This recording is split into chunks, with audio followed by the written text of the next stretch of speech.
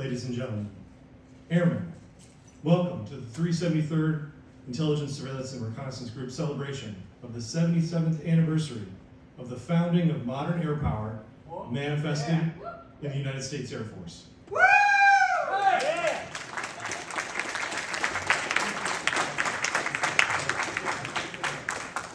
I am your Master of Ceremonies, Master Sergeant Jamie Rice.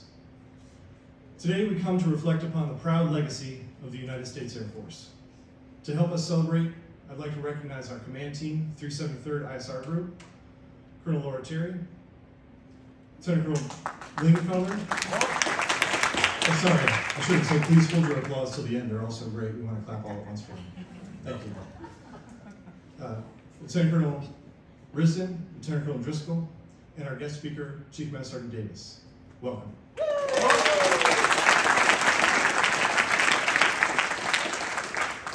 Thank all of you for being here to celebrate with us today. Every airman, past and present, should take great pride in their service to the United States as an airman in the world's greatest Air Force, TM. Over the decades, the Air Force has proven time and again that the vision set forth by Brigadier General Billy Mitchell and built upon by General Hap Arnold, that victory in the air is the key to decisive victory in battle. Over the decades, airmen have left their mark on history. The greatest military theorist since Baron Karl von Clausewitz, who fundamentally changed the way the United States fights war, Colonel John Boyd. Legendary fighter pilot, Commander, Brigadier General Robin Olds. Medal of Honor and Air Force Cross recipient, prisoner of war and veteran advocate, Brigadier General George Bud Day. Staff Sergeant William Pitzenbarger, who personally saved 60 men in battle before giving his own life, that others may live. Medal of Honor recipient Sergeant John Levito, whose bravery and heroic acts are enshrined in the eponymous award throughout enlisted and professional military education. Medal of Honor recipient Master Sergeant John Chapman, who fought to his dying breath to save his team in the cold mountains of Takur Ghar, Afghanistan. The Air Force is a relatively young service, yet with so many examples of brave Americans carrying the torch of freedom beyond the reach of those who would extinguish it for all humanity. Today, the airmen of the 373rd Intelligence, Surveillance, and Reconnaissance Group are the most combat engaged of any in the 70th ISRW, and have been for over 2 years. We stand as a stark example of the elevation of intelligence as a core function of the United States Air Force and its ability to project power. We prove daily the impact the Air Force has on the security of our nation. Serve proudly with this knowledge. Before we move on, I would like to invite Chaplain Schumann up to lead us in the invocation. If you will, pray with us. God, thank you for this opportunity to be part of the greatest Air Force the world has ever known, and that it makes a habit of breaking barriers.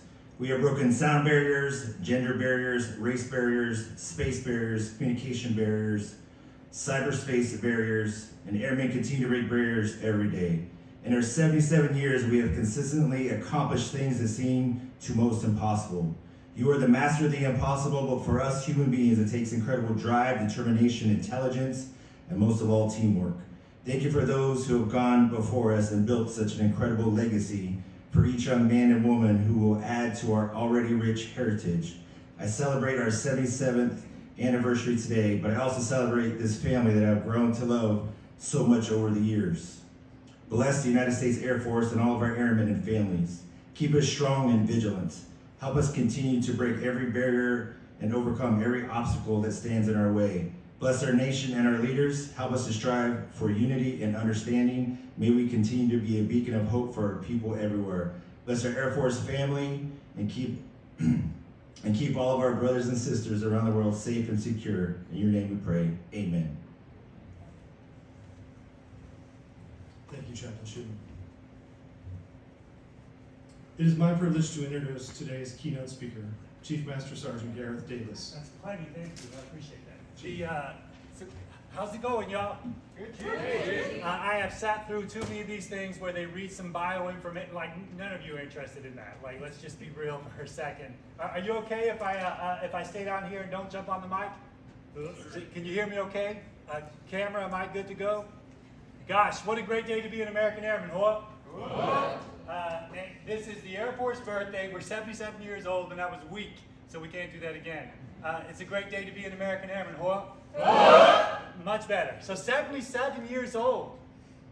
Some of you haven't worn your blues in that long, but that's a whole nother conversation. I don't know whose idea it was to wear blues today, but I want to tell you a big thank you. I was talking to Colonel Terry just a couple minutes ago, and somehow along the way we have turned this uniform into the "you're in trouble" uniform, and that's so ridiculous. And we've turned this uniform into the below the zone uniform. Right, man, this is a uniform that we can wear with swagger, that we can wear with pride.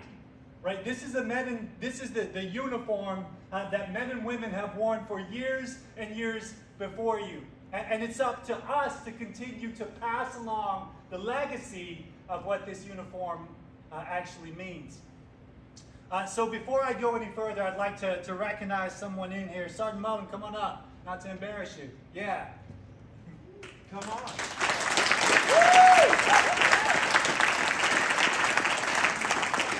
Keep you on that side. The right side's the position of honor, and I'm going to honor you in this situation.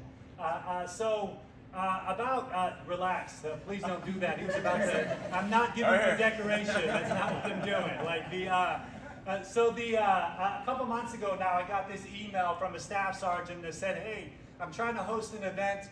It's about the Air Force birthday, and I really want to focus on embracing legacy." It didn't take me long to reply to it because, man, that is my cup of tea, right? And so he gave me a little bit of instruction. He said I can't talk any more than about 10 to 12 minutes, and it was about embracing legacy. So this is, number one, the congratulations coin to say thank you, right, for helping wrangle me in and organizing this. But this coin is also an apology because I have never spoke for 10 minutes in my life. Colonel Terry, I'm sorry, man, but this is, so accept my apology and thank you so much, right, for thinking so much of our United States Air Force that you would host this event today and rein me in. What you're about to say is there's so many more people out here that I should recognize. I got that. Right, but you're the person that worked with me. I got to sit with you in your office. I got to learn a lot about you. And I want to tell you thank you for being a great airman.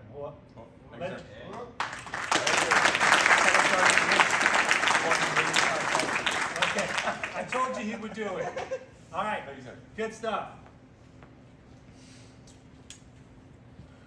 So I started with a question, and that question was, or more of a statement than a question, what a great day to be an American airman. Your response to that was? It was. I want to ask you a question. Like, do you actually believe that?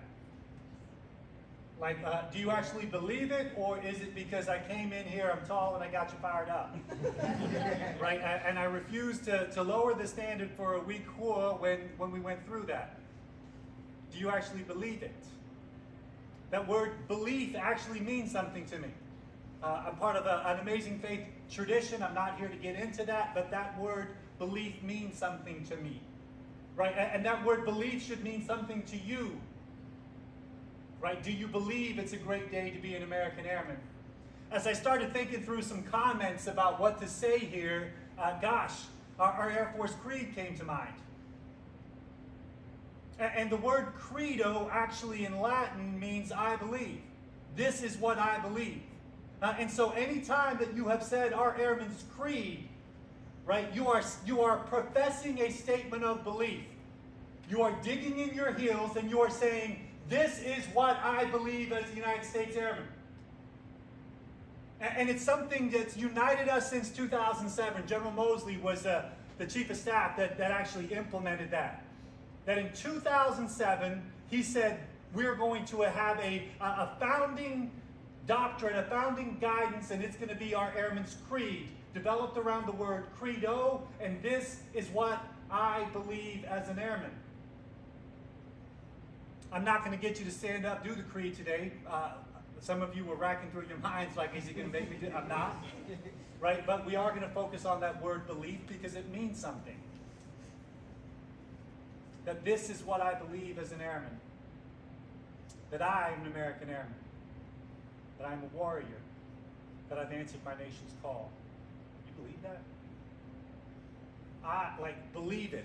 Not just say the words, do you believe it? I am an American Airman. My mission is to fly, fight, and what? And win. I am faithful to a proud heritage, a tradition of honor, and a legacy of valor. Like I am faithful to a proud heritage. Are you? And so as I was racking my brain about talking about, embracing legacy, like, do we believe Airman's Creed, right? The word credo in Latin, do we actually believe it? Right? And are we actually faithful to a proud heritage? And so I'd like to talk to you about a couple things in this faithful, proud heritage. Number one, we have come so far. 1947. We have come so far. And just as an enlisted guy to stand before you, right, in this environment, we have come so far. I don't know if you even processed this, but the enlisted grades of senior in chief were enacted in the year 1958. And so in 1958, the Military Compensation Act of 1958 was passed. There were master sergeants supervising master sergeants at that time. There was no E7, there was no E8 and E9, just master sergeants supervising master sergeants. So if you were a master sergeant supervising one person, you got paid the same as the master sergeant supervising 10 people or 15 people. And so Congress got together with the Military Pay Act of 1958, and they created the super grades of Senior Master Sergeant and Chief Master Sergeant. And for the first time in the United States Air Force, we introduced WAPS testing, the test enlisted corps that you know today. The supervisorial test that many of you have taken throughout your corps, your time in the Air Force, was introduced in 1958. But enlisted corps, man, we've come a long way. We ride on the backs of giants. As they introduced that test to our enlisted corps in 1958, 11 years after we were created, do you know what the number one concern for our enlisted corps was in 1958? As we embrace our legacy and how far we've come, as we introduced testing in the first time in 1958 into the United States Air Force, the number one concern for the enlisted corps was literacy rates, teammates. It gives me chills, like I'm welling up. Gosh, we've come so far. Do you believe it? Are you truly faithful of a proud heritage? And to understand that you ride on the backs of giants. 1958, literacy rates. We could diagnose enlisted corps. We could diagnose an aircraft by its sound. We could strip it up and down, but we couldn't read the manual.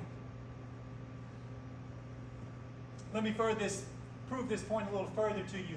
Our first Chief Master Sergeant of the Air Force was who? Paul Leary. The year was 1967. 1967. Do you know what the education requirement enlisted corps to be our first Chief Master Sergeant of the Air Force? You know what it was? It was a GED. To be our highest enlisted grade in 1967 enlisted corps, you needed a GED. And I stand before you now as a Chief Master Sergeant in an audience like this, and we sit here as an enlisted corps with degrees and empowered to do amazing jobs by the commanders that you see in front of us. Gosh, I hope you're faithful to a proud heritage and understand that you ride on the backs of giants. A big year as we embrace our legacy. A big year for us is 1975. It's probably remiss on a lot of you, but in 1975, our Chief Master Sergeant of the Air Force was Thomas N. Barnes. And then Thomas N. Barnes did something in 1975 that was an absolute game changer for our enlisted corps. Game changer. In 1975, he had a vision of a well-educated, of a technically proficient enlisted corps. An enlisted corps that could advise our officers at a whole nother level. And in 1975, our Chief Master of the Air Force, Thomas N. Barnes, instituted something called the Community College of the Air Force. And it was an absolute game changer for us. That we professionalized what it means to be an enlisted airman. That we put some sustenance to the things that we do. And now, as an enlisted corps, we stand beside our officer brothers and sisters, empowered to do the jobs that we do, well educated, equipped to help our United States Air Force fly, fight, and win. Gosh, are you truly faithful to a proud heritage? As I was thinking through, my 10 minutes is probably up. I told you I was going to probably talk more than 10 minutes. As I told you, I was kind of racking my brain about what to talk about today. And as we embrace this legacy concept, right? One of the earliest leadership manuals I have ever found in the United States Air Force is Air Force Manual 3515. It was written in 1948. So I found an Air Force manual written in 1948 about leadership, right? I'm a commandant of a leadership academy, so it made sense that I would begin to study that. But as I think through some comments that I'd like to share with you today, man, what about putting that in context? Right? That what leaders were talking about in 1948 and what we're talking about now. And so as I begin to crack that leadership manual, the first thing they talk about in that leadership manual is executing the mission. That as an airman, they understood their primary role as we embrace our heritage was to execute the mission. Somewhere along the leadership track, along this path of the United States Air Force, some way, I think we've kind of lost our vision of that. That we've become more focused on things that are not executing the mission and raising those things up. And in actuality, our first love should be executing the mission. Why do we exist as leaders? Like, why do you exist as a United States airman? Right? You exist to execute the mission. Like, our Air Force mission statement is to fly, it's to what? Fight and what? Win. Somewhere along the path, we have talked about a whole lot of other stuff from a leadership principles, right? But our first love is executing the mission. And so as we compare that today, I'd like to talk to you about Air Force Doctrine Publication 1. And on page 17, it actually says that airmen exist to execute the mission. So I can look in 1948, right? I can look at a leadership manual that says that we exist to execute the mission, and I can look today in our Air Force doctrine, and it says that we exist, that airmen exist to execute the mission. So the first point I want to make to you today is, gosh, as we embrace our legacy, man, don't ever lose sight of your first love. And your first love as an airman is to execute the mission. Thing number 2, don't turn leadership into a popularity contest. So as I pull this leadership guide from 1948, obviously talking about executing the mission, but the next biggest point, as these Air Force leaders from our past begin to communicate to us, the second point they make is, man, don't turn leadership into a popularity contest. It referenced such people as Ulysses Grant from the Civil War, and if you're not familiar with some of those stories, that all the generals were writing President Lincoln and saying, you need to fire Grant. Like, he is a raging alcoholic. Like, fire that guy. And President Lincoln's response to that was, find out what he's drinking so I can send you some, right? It may make you a better general. Don't turn leadership into a popularity contest. The other general that I think about is Waterloo from the British Army. He is an undefeated general, right? No marks against him, but he's one of the most unpopular generals that has ever existed, right? So as we think about today's leadership, right, the things that we have to do in regards to standards and operating our United States Air Force, I tell you, don't turn leadership into a popularity contest, right? And the third thing I leave you with is decentralized authority. As I read this leadership manual, as we embrace our heritage, I leave you with decentralized authority. General Arnold issued a letter on 15 June 1942 directing the maximum decentralization to lower echelons. This probably doesn't mean much to you until I use the terminology with you that we use today called mission command. That in 1942, General Hap Arnold had the foresight to say that we need to decentralize to the lowest level possible for us to execute our mission. And if you know anything about any of the fights that we have going on right now, and what our leaders are asking us to do, they are decentralizing again to the lowest level possible, and we call it in today's terminology, mission command. But I have a little caveat to this one that we need to talk about, and it's standards in our United States Air Force. That as our officer corps challenges us, right, with the decentralization, right, how does our officer corps understand and know that we are going to execute the things that they have asked us to do? My answer to that is that standards are the roadmap to mission command.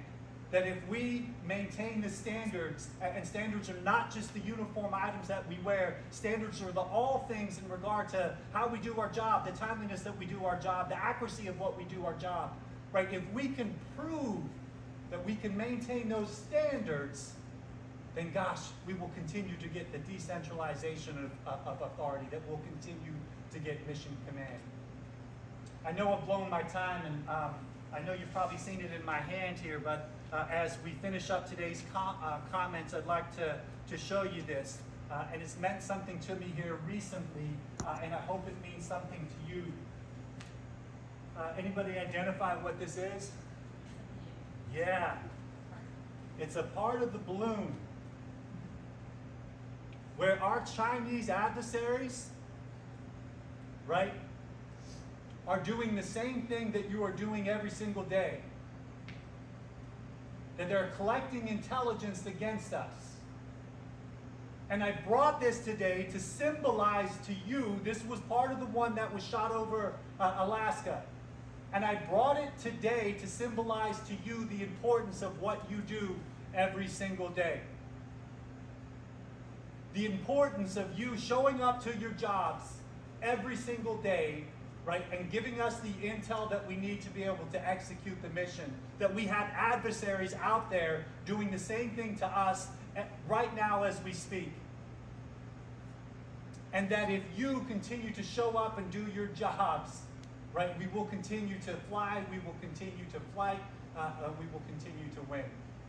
And so please know that as we embrace legacy, right, that we should be faithful to a proud heritage. I hope that you believe that inside, and I've given you a few things as we've embraced what that legacy is to think about.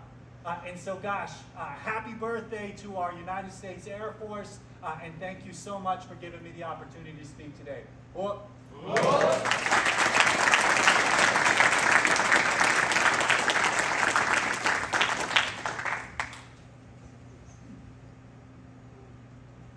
Thank you, Chief Davis, for your words and your perspective.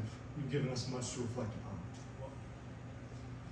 Colonel Terry, as the commander of the 373rd Intelligence, Surveillance, and Reconnaissance Group, our commander, we invite you to share your thoughts with us in closing remarks.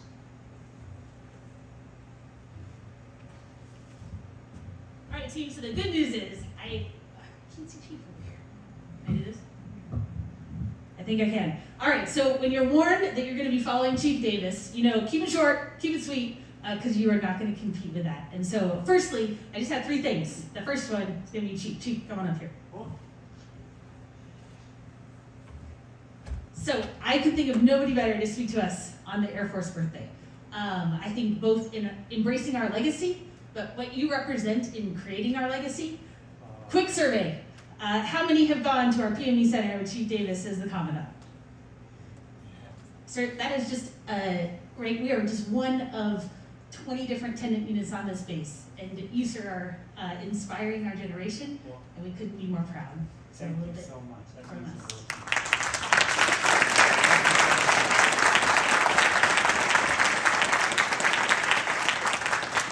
Similarly, we know things like this don't just happen, and so it takes a team. And so that team, Sergeant Rice, Sergeant Newhart, Sergeant Link, Sergeant Rosser, Sergeant Cruz Morales, and Sergeant Mullen. Round of applause for them.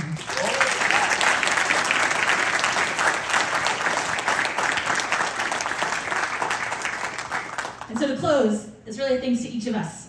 I couldn't agree more that we stand on the shoulders of those that come before us. And whether we win or lose is the professionalization of our enlisted corps. And I think represented by Chief speaking to us today, the passion for our purpose that every single one of us in this unit have, and really our ability to bring excellence to our mission, the integrity we uphold, and being courageous in our leadership is the difference that's going to make.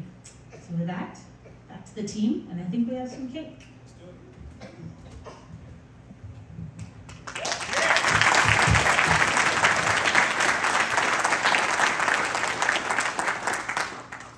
Thank you, Colonel Terry. We have two things left to celebrate today. Number one is, as Colonel mentioned, the cake cutting. But before we have our cake, we have a song to sing. Yeah. You all know which song that is. But we are going, not happy birthday. But I'm going to turn off the mic and we'll lead the singing of the Air Force song.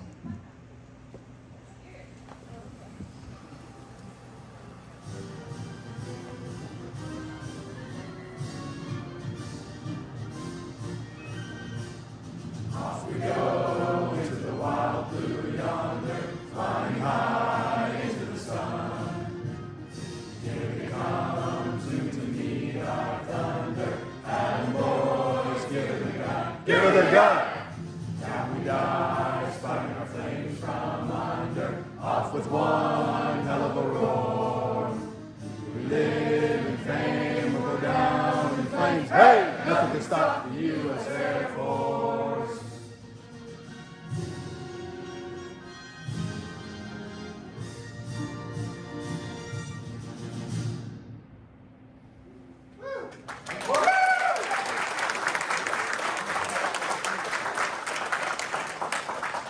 Thank you, everyone. It is a long tradition in the military that when we cut a cake at a ceremony, we find the oldest and the youngest among us. Now, I'm pretty sure I know who the oldest is. Colonel Lingenfelder, please, if you will. I think you've got us all beat. But what we do need to know is, who is the youngest among us? So I'm looking at the junior ranks, probably.